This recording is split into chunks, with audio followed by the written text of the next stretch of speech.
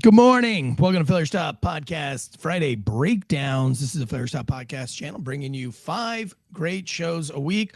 The whole network has about 8 shows. Anti-Hero Podcast, Getting a Grip on Things, Night Shift, TSI, if you're into all the conspiracies. Right here on this channel, Filler Stop, we bring you society and culture news on Mondays, true crime on Tuesdays, political news on Wednesdays, sports on Thursdays, case breakdowns on Fridays, all to keep first responders informed and entertained. Today's show is brought to you by GhostBed. Oh my God, just take us away.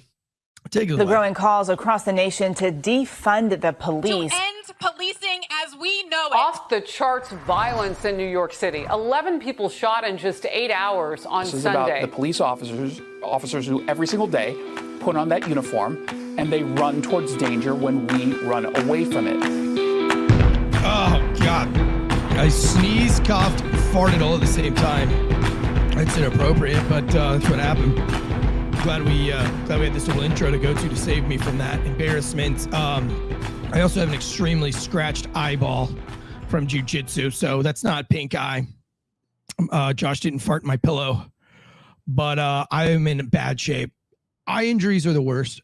It's so bothersome. So if I seem fidgety or antsy today, that's why. Today's breakdown is the perfect shot that saves the day. This is a sniper case out of Fort Myers, Florida. Happened back in February. And there's a lot to talk about. You may be like, where's Tyler? Where's Tyler? He is in California on the Shots Fired podcast as a guest, pushing our show. Speaking of being a guest on podcast, I will be on Will Cray and Bosco Autry's podcast this weekend. You guys throw up their podcast. Is it the Forever Road? Is that Forever Road podcast? I always want to call it the Allman Brothers podcast, but Forever Road podcast.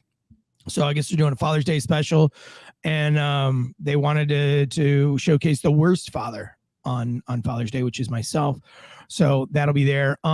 New episode on our newest YouTube channel, Rad Kids Club for the children. So if you got kids in the family, you want to inspire them to get off the screens and get outside.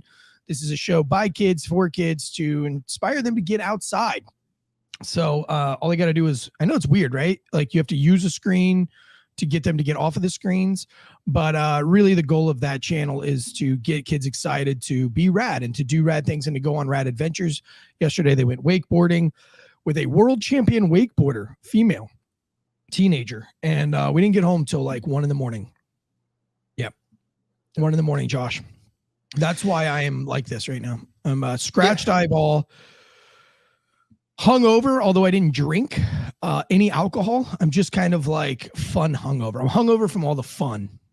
The sun will take it out of you. It'll do that. Like if you go out and like mow your grass all day, like even just sitting on a riding lawnmower all day, you're just sitting there. But at the end of the day, you're just exhausted just being out in the sun. So being out in the sun on the boat, and even if you weren't wakeboarding, but I'm sure you were. I did. Yeah, I wakeboarded. Yeah. Well, I attempted. I mean, when you watch a world champion wakeboard like that, she does 540s and backflips and all these things. I don't feel like what I did was necessarily wakeboarding. More or less wake standing on a wakeboard in the water. I feel like, hey, dad, watch this. Watch this. I feel like one of those kids instead of like, hey, doing something actually cool to watch him. Right. Like, hey, dad, look what I can do. Ooh, I can pick my nose. Yeah, that's how I felt yesterday. She was awesome. She was rad. Her name is Stuart Ski, and she's a world champion wakeboarder. She was great with the kids, and that was my kid's first time ever wakeboarding, and she got them up. Like got them to stand up on the wakeboards for their very first time. There was a 2-story dock, really high, probably like 20 feet up. And my kids were, man, I'm so sorry. My kids were jumping off of this damn thing. And my 6-year-old front flips, it's like 20 feet up, front flips into a belly flop, smacks, bloody nose. It was wild. Gets up, cries for a second, and tries it again. It was rad. It'll all be on the YouTube channel, Rad Kids Club. So go and check it out. You can check it out on Instagram. All right. If I didn't already tell you, today's show is brought to you by ghostbed.com/Wolfpack and factormeals.com/Wolfpack50. This is an awesome case breakdown. I hope you guys are all doing well in the chat. Slick Montana, Low Ren, Bosco Autry. Sorry that the show is getting off to a rough start this morning. but I am really excited to break this down. Everybody, and when I say everybody, I mean like everybody. Oh, I don't know. What do we got? Like 13,000 followers on Instagram now? Something like that. Yep. 12, 13,000 on Instagram. Probably got close to 100 DMs with just this video.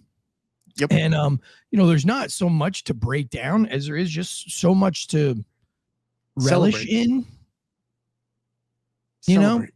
Celebrate. It's a win. It's a win. It's a win for the good guys. So because it's such an easy win and it's such a great video, we're gonna have to be a little bit critiqueful on it. I'm the guy I never wanted to be, but the police department that's accredited, they're really good police department. Yep. Everybody, super high standards to get in. You got to be physically fit. You got to have a good resume. No arrest. There's very few of those departments left, but the type I'm talking about. And so you already get in the door with an impeccable crew and nobody's doing anything wrong. And so you have this bullshit inspections unit and then you have this bullshit internal affairs unit and they've got nothing to fucking do, nothing to justify their job. So they just pick at you with a fine tooth comb to make you better. Really what they do is they just fucking crush morale and make you want to hate life and add to the officer suicide rate. But they're like, oh, well, yeah, we did a body camera audit. And we had to go back like 5 years. And we heard that you said the F word on one of your traffic stops. And we're going to have to write you up on that. We expect better out of you. We're going to be those guys on this one because there's so much right that it would almost be a boring episode if we didn't try to find something wrong with it. Does that make sense? But at least we're transparent enough to tell you that. But even the best situation, like this one is a win.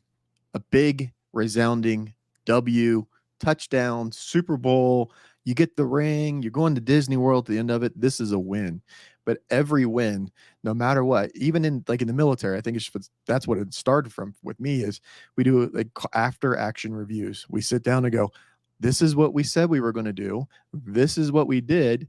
What was different? What could we do better? Where do we adjust? Where can we make things better for the next time? If we went on this whole mission and everything was great, but a couple people, well, maybe bring extra water next time because a couple extra people were a little bit more thirsty than normal.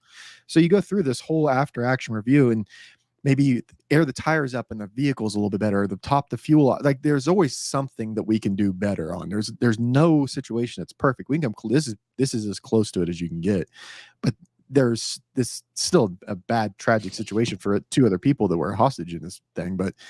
Yeah, it's going to be tough to because I presented this one because I said I have a controversial take on it, and when we get towards the end, I want to celebrate it, and I want the victory to be the victory, but at the same time, we want the clicks and the views, so we have to be controversial. Yep, we have to come in and say you didn't wave your flag, you didn't have your pronoun patch on, so. Sorry, guys. Mm-hmm. We're going to have to write you up on this one. I mean, at the end of the day, we do have to get clicks. So hit that like and subscribe button, even though we don't go that hard on YouTube. Mostly for you guys that are out there listening, it would really help if you guys left a 5-star rating review on iTunes or Spotify. Really, you guys have no idea how far that goes on iTunes and Spotify. Our sponsors absolutely love that. And that's one of the big things that they go off of. Is our ratings and reviews. So head over to, and it's the hardest thing to accomplish. Nobody wants to go to Spotify or iTunes or wherever and leave a 5-star rating or review because it's difficult. You might not even be logged into Spotify and you have to log in to do that. So analytics on podcast, we are in the top like 200 podcasts in our category. So, we always want to move up on the charts. I think back in our heyday, we were like number 11 is the highest we've ever ranked. So, but that all goes off of you guys leaving those likes and reviews on the podcast. And of course, YouTube is YouTube. We don't really try to work the YouTube algorithm. We're all over the place because we do sports and politics and everything else like that. I mean, some people say shadow banned. I don't know if we're shadow banned. It's just, I don't think YouTube's algorithm knows what to do with us because we have so many different shows. And they don't understand that we're just for first responders. So like the algorithm tries to get us out to sports people, but then they hear the case breakdown. They're like, dude, what the fuck is this? How is this a sports channel? They send us out to true crime, but then we're doing society and culture news on Mondays. And then true crime people are like, what is it? So we're never really going to make the algorithm. That's why we got some crazy changes coming this summer with this new website, another new YouTube channel for Failure to Stop. breakdown specifically. We'll have a new YouTube channel for just the sports. And so we're going to separate. Well, everything will go on this YouTube channel too, and everything will go on the podcast, but we're also going to let those guys try to hit their own algorithms. So a lot of cool changes, making some moves this summer.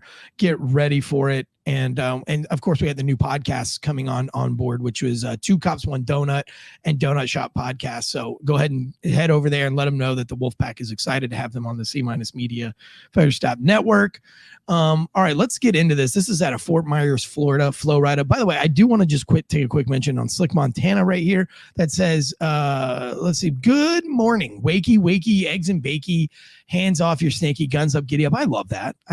I think every good supervisor in a police department starts off with, wakey, eggs and bakey, something like that, especially on day shift. Like I want the supervisor that's a little obnoxious and you haven't had enough coffee, kind of like the petulant 3-year-old that wakes up and just wants to hit you. That's almost better than the supervisor where you're like, is this motherfucker going to be in a good mood today, a bad mood today? Is it a red card day, green card day? How is he going to be? Should I ask for a day off? You know what I mean? I like the one that just fakes it every morning. So you're just like, fuck it, dude. Let's go. Marine Corps Infantry Special. Yes, he is. Yeah, I can tell. It's that false motivation that the Marine Corps teaches you. I can tell. All right, let's get into this. Fort Myers, Florida. You want to just go ahead and play the video, or do you want to do some build up? What do you want? Well, we could do some either or. We could, because the video is not that long, and the video we've been sent it, like we said, hundreds and hundreds and millions of times. So we could start with the video, and then we can break down going through it, because it goes really fast. It's a very fast, fluid situation. So we'll set this up. So February 6, 2014, Bank of America in Fort Myers, Florida puts out there's a robbery in progress call. And when the deputies get there, it's quickly not only just a robbery in progress. The suspect states that he has a gun or has a bomb.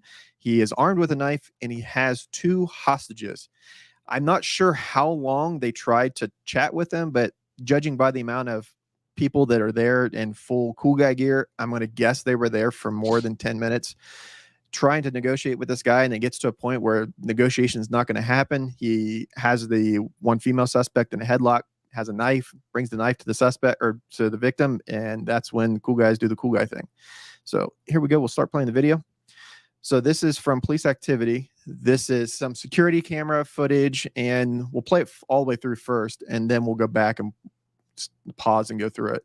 So this is security cam footage again. The 2 blurred faces are the victims, the suspects in the middle. Back in the back center of the screen, you can see this whole massive army of tactical officers.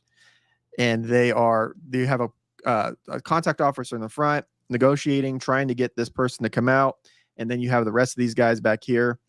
And I guess we can just play this out because it's let me I know that there's gonna be a lot of questions like, why does this guy have a balaclava on? Why does the guy in front have a balaclava on and the other guys don't have a balaclava on? I know you guys are gonna make fun of them for that, or not make fun of them, but you might have questions. They have like ballistic kind of like glasses. A lot of SWAT teams, they will double as undercover agents. Because you can't just put a slouch non-warrior into some of these, when you're having meetings with cartels, you need to have shooters, not nerds. And so some of these guys double as undercover. So my best friend, best man at my wedding, TK, he is a sniper on the SWAT team, has been sniper for a very long time. I served with him in the military. He was combat arms in the Army, and then he went over to military intelligence later on in the military. But he's been on the SWAT team now for 17 years in I won't say where, but in Florida. And one of the largest tactical units in America besides LAPD. And maybe equal to NYPD's tactical units. But he's written a lot of the sniper doctrine for all of law enforcement, especially, or more specifically, shooting from helicopter platforms. He has pretty much wrote all of the doctrine. He studied militaries. He worked with Delta, with ST6. Lots of guys went to months and months and months of helicopter sniper training to then write it into law enforcement lingo and law enforcement form, and was a big advocate and a big contributor to being able to use deadly force on wrong way drivers from a helicopter. Obviously, I don't think it's ever been used, but they do have a plan to use it in case they ever have to, or using deadly force from a helicopter into a moving vehicle, period. So he has spent, I mean, thousands and thousands of hours behind a sniper scope in every situation. He's been on presidential details as a sniper. Basically, you name it, he's done it, from a boat, from a helicopter, from everywhere. But I know that for about 6 years, he was a firearms undercover buyer. And he was buying illegal firearms from cartel members, from like seedy gun shops that knew what they were doing was complete. And this guy is like 2A to the bone, wants everybody to have a gun. But, you know, there are some really bad players in the firearms game that are, you know, selling guns to people they shouldn't. So basically these gun stores are selling guns to who they know are in the cartel that are leaving this country or coming into this country.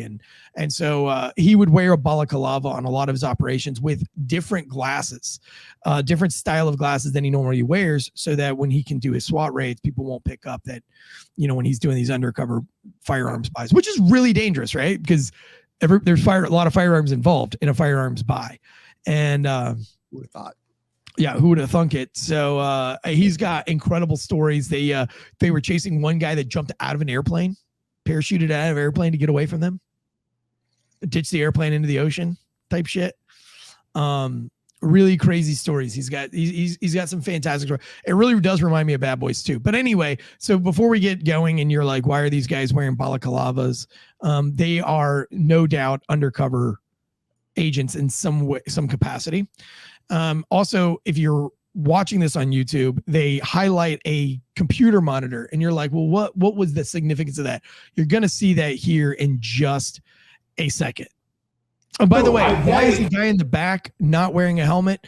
That's because he's on the sniper team and they're behind a shield, and he's doing sniper things, and a helmet would probably impede what he's about to do.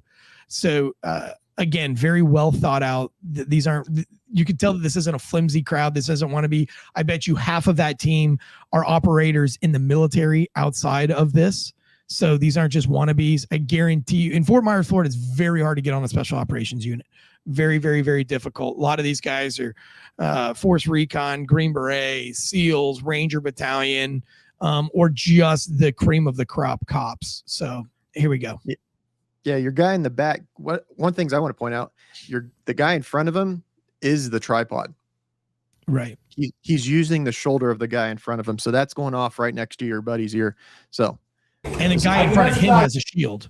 So the guy without a helmet is your sniper. The guy in front is a tripod, or I guess I guess you could say a tripod. He only has 2 legs, but then they have a shield in front of that guy. And then what I really like here is there's a SWAT operator in all black, and he's going to be the sniper's spotter, or maybe he's a secondary spotter, but he's literally, I have to explain this to the listeners here. What we have are 2 rows of operators, and they're making like a hallway or a funnel for the sniper. Then there's a guy in the shield in the middle of this hallway that's created by SWAT operators. He is covering down on the guy who is going to be the tripod. The guy who is on a tripod is holding both ears with his hands, and the sniper has run this, looks like a Remington 700. I can't tell what this gun is. I can only see the buttstock. They use a 308. It's so he's running this barrel through the guy's arms. And then we have another guy that is in all black with a ballistic helmet on, and he is peeling away other cops and also directing and kind of like manipulating people on where he's about to shoot, kind of like his left and right limit, I guess is what you're doing, because this guy's looking down a scope and he has a very specific left limit and right limit because he has 2 hostages. And then you have a very narrow view of this dude's head that's literally going to crest above a TV monitor or a laptop monitor in a bank. And I think all this guy can see in the scope is probably a computer monitor and the bad guy's head every once in a while, just a quarter portion, maybe like the left eyeball, the right eyeball, and the right forehead. And that's all that he sees. I don't think he can see the hostage. And I think that's what he's using as his limit. So he knows that as soon as this dude's head crests the laptop screen, that's the only thing that can be in view is his head, and he can take that shot. So very coordinated. This is very technical and pretty impressive. Go ahead and hit play. As somebody else who has kids, I want to be able to help you with that. Everybody's 100% super calm, working. talking to each other, giving each other perfect instructions. Right? There's no question on who's doing what. Let me know what's going through your head right now. What concerns you have? I don't know why. Well, Florida is just an armpit. Well, it's an extension. It's the arm. New York is the armpit.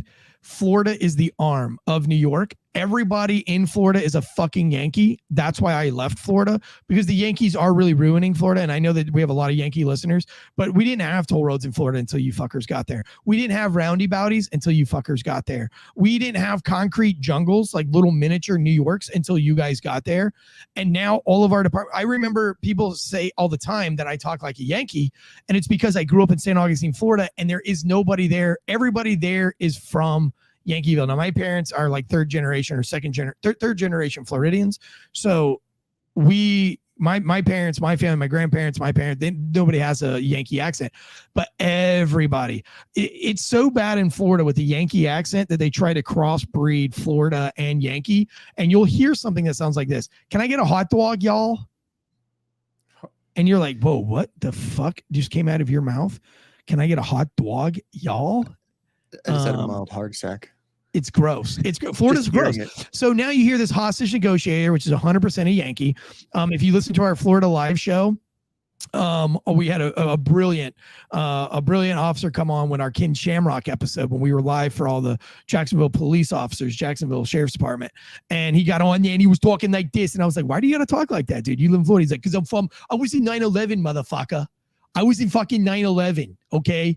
You fucking piece of shit, it's just it's a big Yankee. So here we got a hostage negotiator.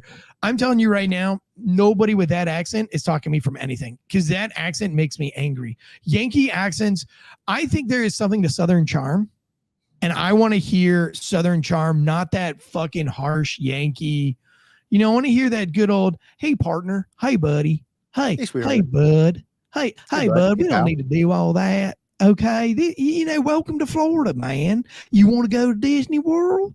Here's good this time of year, man. I tell you, not hey, fuck, hey guy, just put it down, guy. It's not going to work out for you, bud. Hey, pal. Hey, Butterooski. Hey, compadre. You know what I mean? All right, hit play. Yeah, like I want a Bosco Autry. I want a Forever Road podcast, Bosco Autry, and they're being like, hey, man, hey, on the big rig, I know, man. I understand, dude. Hey, I've been there, brother. Starts. I want to make sure you're the most alive. Oh! Go. Make sure you're the most alive. Watch this shot. Yo! All right, stop. So, I love the monitor here, because the monitor, if you'll look at the monitor on the screen, the monitor now just has a white hole, but the monitor's still on. This bullet passed perfectly through the monitor in the top left quadrant. We're talking, guys, this bullet's going to hit this suspect right dead center of the forehead, right between the fucking eyeballs. And he's out like a light. Now, if you watch this video closely, stop there, and you can almost see down the barrel of the gun here. All you can really see is a monitor and like the top of a black man's forehead. And I say a black man because there's two white people on either side. Is that true? Is that those are two white folks? That's correct. Because I can kind of, it's blurry, right? Because and his side picture is going to be the same way. And I think that's going to help, because it really highlights who the suspect is. This would be a lot harder if they were all black or all white or all Hispanic, but you have one that kind of sticks out like a sore thumb between the two, right? So we have two that are different than the other one. And when you see that little black mark, which is going to be his forehead, or a darker circle, you can see the white girls.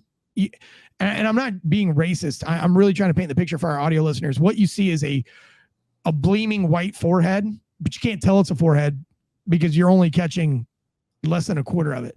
And then you just see this little dark speck, which is going to be his forehead. And then it's, going to turn into a pink mist here in a second. So go ahead and watch it kind of slower here. There it is. It just pokes up. I mean, we're talking milliseconds. Even the bankers don't see this coming.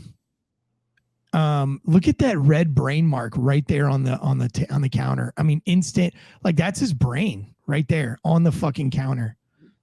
Play that The back. counter, Play it back. the wall. Because he pops his head up, pops it up a second time, and on the second time, yoke. Now look at the countertop on here. So the countertop is pretty clean and white. And now we got a whole chunk of brain on there. All right. I want to get into this really deep. There's some really cool parts that we want to bring up. It's caused a little controversy, basically to keep you here for another 25 minutes. And I think it's worth your time to hear those and then get in the live chats or get on the Instagrams and argue with us. This is posted on our Instagram. It's got thousands and thousands of views on it so far. But none of this would be anywhere to you listeners right now if it wasn't for GhostBed, which, by the way, these guys, well, I don't know. You're going to need a ghost. I think the victims in this case are going to need ghost beds after this. It's going to be really hard to sleep that one off. I wish I knew who they were. I would personally send them some ghost beds. But right now, ghost bed to all the fans of first responders, and this is why you should be a fan of first responders, because you could be in a hostage situation like this, and you're going to want the best of the best of the best, sir, looking at you through a scope and not some slouch. And you want those guys to have a good night's sleep as well. So that's why we're proud to partner with GhostBed. Right now, the massage topper is out. It's available. I'm on it every day, boys and girls. I love my massage topper. You don't have to have a GhostBed to have the massage topper. Throw it right out on your bed. Turn it on. I love the popping of my back with this thing. That's my favorite part. It kind of inflates on one side up underneath your shoulder blade. You'll kind of pop your shoulder into place, and then it'll do the other side, and you'll feel that little pop, man. It's a cathartic experience. Is that right? Cathartic, is that the right word? Maybe not. C student at best. You tell me. I use cathartic in the book, so I feel like I like to know what that word means. But head over to ghostbed.com, use the promo code Wolfpack, 50% off, get you the cooling sheets, the cooling pillow, all the things that go with the ghost bed, and support those who support us. Go to ghostbed.com/Wolfpack. It's ghostbed.com/Wolfpack. Sleep so good. It's scary. Woo. Also, you want these guys on a good diet. You want these guys eating right, sleep well, eat well, shoot well, which is extremely important. That's why we go to factormeals.com/Wolfpack50, meal plan to the next level. You think you want to have a cop, or you want to be a cop in this scenario, thinking about meal prep, meal planning, how many macros and micros you had? Let somebody do that for you. Head over to factormeals.com/Wolfpack50 for 50% off, and let them take care of your meal planning. You want to go calorie conscious and lose some weight before 4th of July? Not that it matters anymore, because Joey Chestnut isn't competing. I might not even eat hot dogs this 4th of July. Honestly, I'm still hoping that Russia nukes us into next week, because I don't want to live in a world where Joey Chestnut isn't my world champion. And now the Asians, like the Chinese that are taking over everything in this country, buying up all the land and property, are now probably going to clean house at Nathan's Hot Dogs. So great. So even Nathan's has joined the Chinese. Now we've got no more John Cena, no more Biden family, no more BlackRock, no more like everybody sold their soul to China. Great. Thank you. What's next? What are you going to take from me next, China? But head over to factormeals.com/Wolfpack50, get you 50% off, and get in shape, so at least you can eat hamburgers at the pool this year shamelessly. But you want to go calorie conscious, lose some weight, do it. You want to go protein heavy and get jacked like me? Go ahead, get jacked like Tyler. You're not jacked like dead leg, but if you want to look clean and healthy with a dead leg like him, then what's your go-to Factor meal? I'm a big smoothie like you guy. protein heavy, you calorie conscious, you smoothies and shakes. Smoothies and shakes. Because I don't eat shake guy. Yep. Because I got to put all the extra vitamins in there, so I got to sneak that stuff in. I'm a dog. I got to put stuff in there like a cheese and stuff to make sure I get my vitamins. But the smoothies are really good. They help me make sure that I balance everything out throughout the week. Wagyu hot dogs are delicious. Fulkinator. Sometimes I don't know if you're kidding or what. Now I have to look that up. That's going to take up a lot of my time. Maybe I'll do Wagyu hot dogs. Probably not going to eat Nathan's this year. It's too sad for me. It's too personal. I'm going to have to go Brightleaf, which I'm in North Carolina anyway. Brightleaf is the hot dogs of North Carolina, packaged about 45 minutes from my house. Brightleaf hot dog plant. So Brightleafs it is. But I'll tell you what Factor does not have hot dogs. Factor Meals does not do hot dogs. They do all good, healthy, clean shit. These are chef prepared, fresh, never frozen, delivered right to your door. They heat up in about 2 minutes, even in a peasant microwave. Head over to factormeals.com/wolfpack50 and start meal planning today. Start it, man. July, we got like 4 weeks. You lose 2 pounds a week. That's 2, 4, 6, 8. You're talking 8 pounds you can lose by 4th of July. Think about how good you will be feeling on the 4th of July if you start today. And you can start by going to Factor Meals and start doing the meal planning for you. Anyway, head over there. Check it out. Factormeals.com/wolfpack50 and get you that 50% off. All right.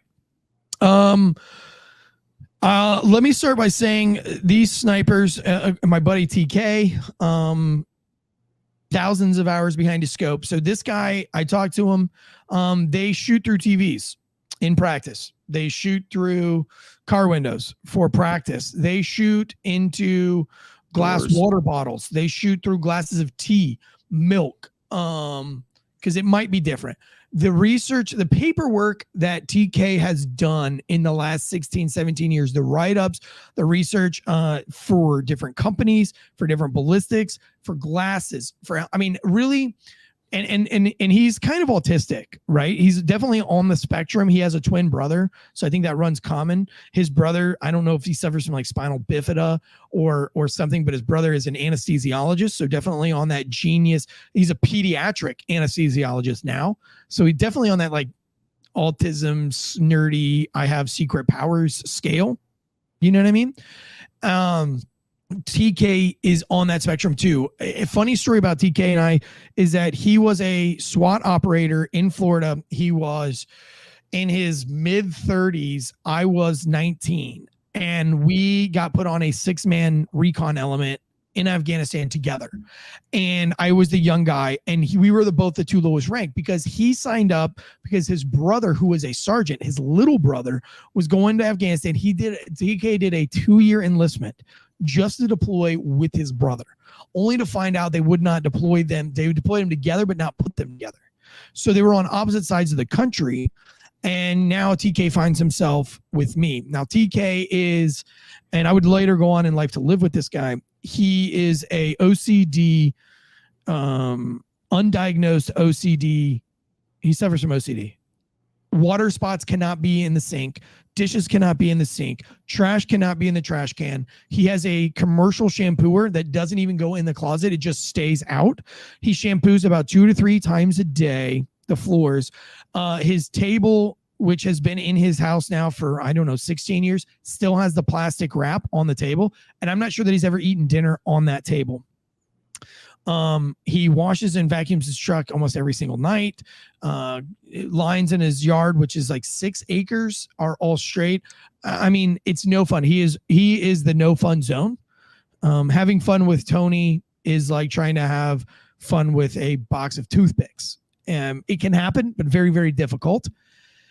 But TK is dedicated to making your life better and everybody else around him's life better. So when you live with him, it's like living in a hotel. Your bed will always be made for you. Your laundry will always be folded and nice and neat. And he's just a really wonderful guy. Recently married to a helicopter pilot who's also a female SWAT operator, then turned helicopter pilot for SWAT. And she's an amazing human being too. And they live happily ever after. Now, TK is the smartest guy when it comes to guns that I know. I don't know of an 18 Delta that's smarter. I don't know. A lot of operators, especially on SEAL Team 6, they will know weapons platforms. They will not know them in the details that Tony knows them. Tony knows them in a very personal, intimate level. He knows how to shave things down to make them work different. He knows how to pack rounds. He knows the math behind everything, the science behind it all. He's invented things much like you do with light bars and lights. He's invented new pieces to weaponry. He understands these things on a different level. And so when I talked to him about this, I said, what are the implications to firing through that? And I think TK knows this sniper. At least he talked like he knew him. And he says that this guy is well trained in that. And this wasn't his first rodeo. And he knew exactly where that round was going to go and how it was going to exit that screen. And the screen didn't really come into play.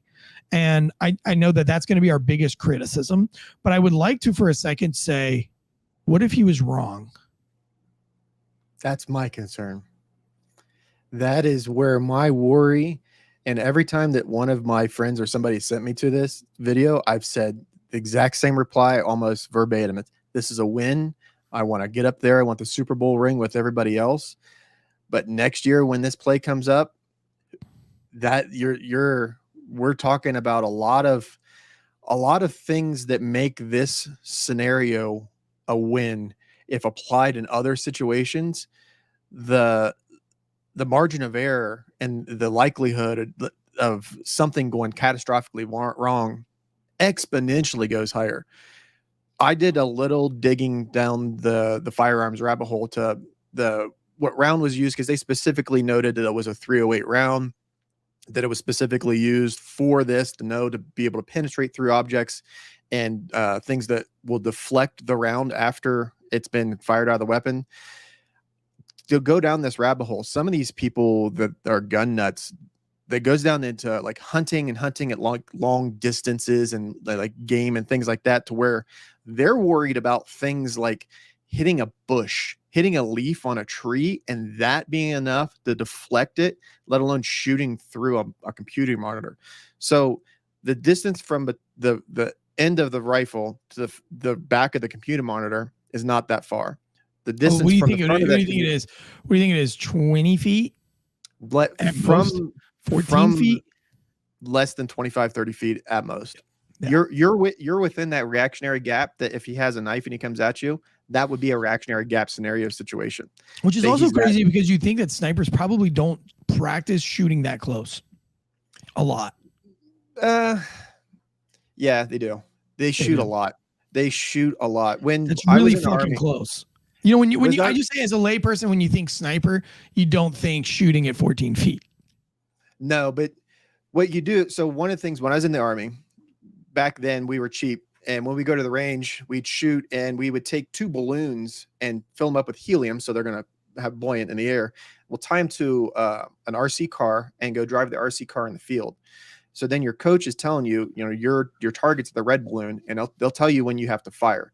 So your target at the end of the range, it's bobbing, it's changing in elevation, it's changing in depth. The X, Y, and Z axis is completely moving the entirety. So you're not shooting like when you go to the range. With most police departments, when you go to fire at the range, a lot of them are they're adapting more of a practical weapons course into it. But most of them, you draw, fire at a target, holster. You draw, fire at a target. Yeah, not where I went to work. God, no. We did running and shooting. We did moving left and right. We shot from the car, from under the car. I mean, dude, we shot all the time from every position known to man. How often did you guys? We had a thing that we shot all the time, and you're allotted. It changes every year because of the budget, but you are budgeted like a certain amount of practice rounds at the range as well. I mean, and you could. I've never used up my practice rounds at the range. Yeah, usually with like SRT sniper and that's anything like that specifically. Usually they never question going the amount of training that you go, because we would go to when I was in Hawaii, we go to the shoot house, the kill house. It's a big concrete room that you shoot with airsoft. So you're not shooting long ranges, you're not shooting long distances, but the precision that you need is still there, regardless of it being a mile away or whatever. So the further the distance is, the greater the things that you have to calculate for. As soon as the round exits the weapon, you got to time it in the air. You got to make sure the Coriolis effect and how gravity is going to affect it. If there's windage, there's a lot of other things that are involved where when you're in a confined environment like the lobby of a bank and you're 25 feet from your subject, a lot of those variables become less of a variable. So then when we're watching this and we're watching the subject or the deputy that's all in black, and he's kind of moving and kind of like keeping that funnel open, because when you're watching, you see the sniper and you see the guy in front and they're moving. They're constantly moving. They're going up, they're down. They're constantly moving and elevate. They're constantly moving with what this subject's doing on the other side of this computer monitor. And you could see the subject's head pop up, pop down, pop up. And the second time it popped up, it started to pop down, and that's when they took the shot. So they specifically use the 308, higher faster rounds. Smaller rounds that are faster have a higher likelihood of being deflected. So if you're shooting like your 223 or your M4, you're shooting it through the windshield of your patrol car, the likelihood of those rounds going where they're supposed to be going is a lot lower than if you're shooting like with a 40 or a 9mm through your window, because it's a lot slower. What I found was the slower the round, the heavier it is, the less the deflection it is. So for this short distance in this situation, with this, everything that lined up and the plans and everything, this was what they needed to do. They did it, and it was a win for this one. But I hesitate using the word worry, because 2 people are alive. 2 hostages are alive. 2 people that otherwise would have been victims further in this situation, they're alive. The person that took them hostage is no longer with them. He's no longer able to victimize anybody else. This person has a criminal history that goes back to at least 2008 and beyond. I can't find how far back, like I don't know like the specifics beyond 2008, but between 2008 and 2023, I've got a pretty good criminal history of this person. The news articles that'll come out, and first of all, take a step back. If you know someone who goes ape shit and they decide to rob a bank and they become the subject of something like this, do you not think that people like us are going to tear you apart when you say, oh, he was such a good person and he was fighting this mental illness, and if it was such a good person and they had all this stuff and they were so important in your life, where were you? You were there for the interview, but you weren't there 2 hours ago when old boy was getting ready to walk into a bank and commit armed robbery. You weren't there. What weren't they some of the people saying that he was finally sober? Well, I mean, we did our research. He was, I mean, he only claims he's sober when he goes to court for another, felony that he's trying to get pled down to a misdemeanor. So he's got a lot of like celebrations of 1 year sober. And then he goes and does this, robs a bank, which this guy's a violent character. He's had trafficking deals. He's had assault charges. He's had a lot of charges. But now all of a sudden, you guys are his best friend and you love him. And he was getting his life back together. Like, fuck out of here. No. Aggravated assault with a deadly weapon, drug trafficking, carrying a concealed weapon, Massachusetts in 2008, he had the property destruction. In 2017, aggravated assault with a deadly weapon. He self-identified as being schizophrenic. So in 2017, he was sentenced to an 18-month-long mental health program, which he graduated a year sober. For those of you with math, 12 months is a year, 18 is a year and a half. So he was still using drugs during this mental health program that was instructed by the court. There's a few, I have the obituary, and they had recognized his name, and a lot of some things are kind of lined up. I'm not 100%, but I can't rule it out. Not too soon after all of this, when he graduates sober in 2018, in November of 2018, his alleged wife he had at the time passed away from complications from a brain aneurysm. This is in 2018. Not too soon after, he stated that he had an MS diagnosis. And then on September 11th, 2023, again, celebrated another year sober. And then in February, decided to do this armed robbery. The deputies there were 2 hostages, said there was a bomb. There was no bomb. They couldn't find a bomb. He was holding a knife to one of the subjects' neck, and that's when the deputies decided to take their shot. And one of the things that we're now 43 minutes into this, and we had body cam footage of the suspect getting shot. We have the interior footage of this. One thing that we have yet to see, and usually they say that the longer that it takes for the suspect's photo to be released, the more of a likelihood that the person's going to be not of Caucasian color. And this is our suspect. Oh, this is one of his more recent pictures prior to his robbery, because he was unavailable for pictures after. But this is the shot that the sniper's seen. Wow, because now you can see his hair above the monitor. It makes more sense now that I saw that picture, actually.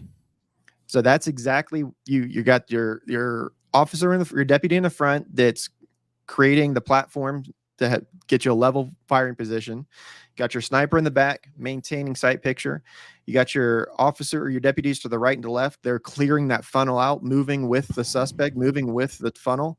And then when the opportunity presents itself, they took him out. This is a win. But one of the other things that like when we really, really get into the whole, oh, he was a good person. It was, I want to ask reporters when you're reporting on stuff, when you start to write, I'm going to ask Annette Montgomery of winknews.com, and she explains who Sterling Avalanche was, and he's the suspect in all this. This entire article is sympathizing with someone who just took 2 people hostage at knife point at a bank during an armed robbery. And we're going to sympathize with them. No. They lost that when they took somebody hostage. Yeah, why go out of the way and write an article about who this guy's like? How about why don't we write an article about who the 2 fucking hostages were? And how they are hardworking folks that try to do, you know what I mean? That like we're going to work and now they're victims of this, that they're not going to be able to sleep at night because they're going to picture this guy's brains exploding all over the sides of their face. I mean, yeah, it's crazy that people get paid to do shit like that. And then the media post it. It's because they want everything to be a George Floyd moment. It's a media wet dream. It's a journalist's wet dream to have some shit like that. So obviously they're just throwing darts at the board and see what sticks. I want to play this one more time in its entirety. Listen to the hostage negotiator and just watch how fluid this thing goes without me opening my mouth so much. So in the beginning, there's no audio because this is the. Now he's got his arm around both of them like he's hugging them. But he's got the knife. And he's using them as a shield. Wow. I might act out too. I get it.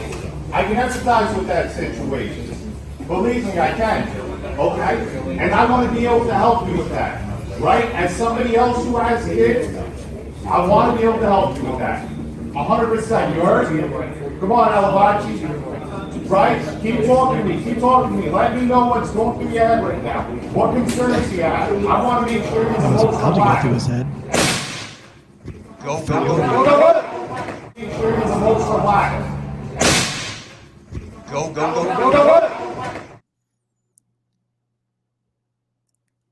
Just chaos and calmness. Did they flashbang him? Yeah, they flashbanged afterwards. Flashbanged his body? Yep, then they stop it there. Dude, that's crazy. That is crazy. That's a crazy breakdown, man. It's I'm glad that they won. And this is that argument of do you really want to defund the police? Do you really want some dude that didn't have enough money to get his shots in to practice, that the department couldn't afford to let him go to training that allows him to shoot through monitors and TVs? You really want that just in case your loved one or friends? I don't think anybody with a Yankee accent should be allowed to be a hostage negotiator. Unless you're in New York. Unless you're in New York. But even then, I think you really got to go for somebody with that real Southern charm. That doesn't really annoy anybody.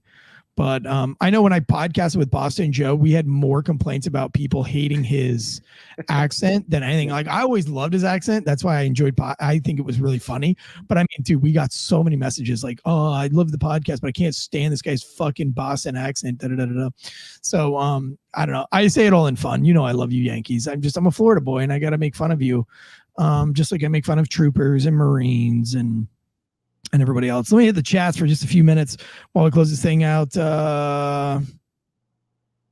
He had people at gunpoint. See ya. Wait, hold on. Let me go back to the top. I like Davey's comment here. The only real variable is the dude with the barrel on his shoulder. To stand still is very impressive. Yeah, man. Team effort. Really great job. Let's see. Brandon Central Forest says, yeah, he had it again. See ya. Katie K says, what's up for the fuzz lovers?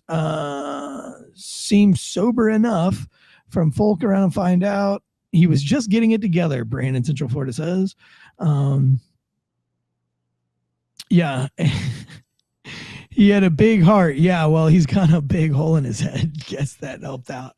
I Googled him and yeah, he's got a pretty lengthy criminal record. Again, we just love to take these folks that are habitual felons, and not only do we try to save them from being felons by giving them more misdemeanors, but we never hold them accountable for anything that they've done. Not a single charge has he been held accountable for. KDK says, hearing the perspective of LEOs is so valuable. I'm just a nurse, so I appreciate this breakdown. I'm thankful for you guys and this channel. Oh, thank you, Katie. We love nurses too. We just don't love you. We just got to not love you too much. As LEOs, that's a bad big rule is don't love the nurses too much. Look, because yeah, nurses can be stage 5. Not clingy, but stage 5 crazy. It's true. It's true. It's sad and it's true. It's the first thing I always told my rookies is listen, man, stay away from nurses unless you meet them at a party outside of uniform. You're not at work, she's not at work, and you guys meet. That's okay. A cop in uniform meeting a nurse in uniform always ends up in domestic violence. 60% of the time, that happens every time. Brandon says that his sheriff is a damn Yankee. My original sheriff, when I first joined the police department, was a Yankee too, and a blowhard and a fucking chachamaroo. So I was happy to see him go. Not that our second chief was a lot better, but at least she didn't have that stupid fucking accent. Wayne says nurses save as many lives as they take. I'll agree with that. Yeah, I'll agree with that. KDK says, hey, honey, to Fulcurator. Folk says no badge bunnies. No, you can be a badge bunny, just not if you're a nurse at work. That crazy hot Matrix nurses. Yeah. They needed to have a cop one. Oh, dude, a nurse with a sleeve of tattoos. She might as well have a penis. She's a swinger. 100% she's a swinger. Well. If she's married, she's a swinger. If she's not married, she's probably got a butt plug in at work. Imagine that though. Imagine having a butt plug in and being taken hostage, and then they shoot the suspect, and it scares the fucking butt plug right out of you, and it just drops on the floor. And then not only is the video viral, but your butt plug laying on the floor next to the guy's brains. Oh my God. That's the viral moment. Not that the sniper shot the suspect in the head through a computer monitor. Yeah, it's nurse drops her butt plug when. Fuck. Why do so many nurses wear butt plugs? That's what I want to know. Why is that the chosen profession of butt plugs? I could do a whole episode on that. I'm not sure I thought butt plugs was a mythical thing that never happened. And then I met nurses, and I feel like almost every nurse I know will be like, oh my God, I'm wearing a butt plug to work. And I'm like, dude, what if you get in a wreck on the way to work? Or what if something happens? It can't be safe. That's what I'm saying. It's an exit only. There are sphincters to make sure things go out and not come in for a reason.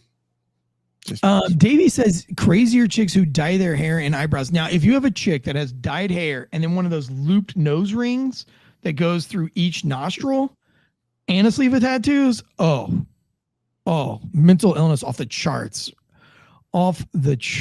Violence. She's probably unemployed. Yeah. She's probably a nurse then. At all cost. Yeah, you'll be getting pegged. Faux show.